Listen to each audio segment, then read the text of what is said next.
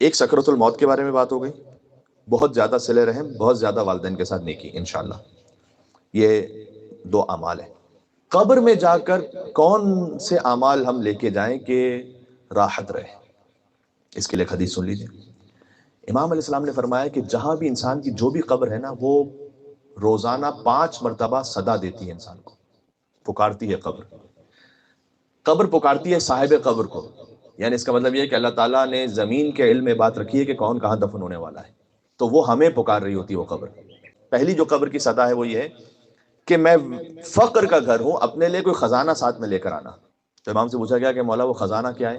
سب سے پہلے فرمایا قبر کا خزانہ ہے لا الہ الا اللہ محمد رسول اللہ علیہ ولی اللہ، یہ لے کر آنا۔ ایک مل کے صلوات دیجیے گا، میں بات آگے بڑھاتا ہوں۔ اللہم صلی علی محمد وعلی محمد۔ پھر فرمایا میں ظلمت کا گھر ہوں، نور اپنے ساتھ لے کر آنا۔ امام سے پوچھا گیا کہ مولا قبر کا نور کیا ہے؟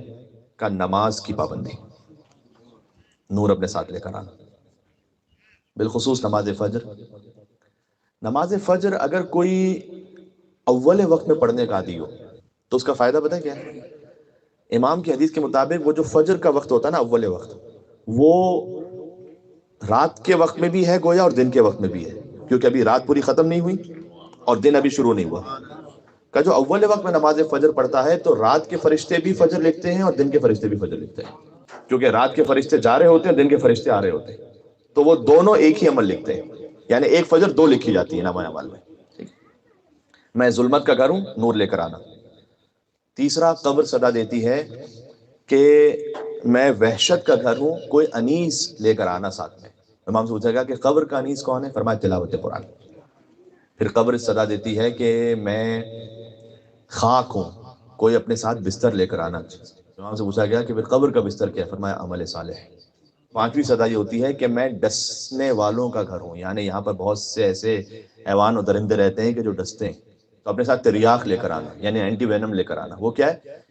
امام نے کہا صدقہ۔ یہ قبر کی 5 صدائیں۔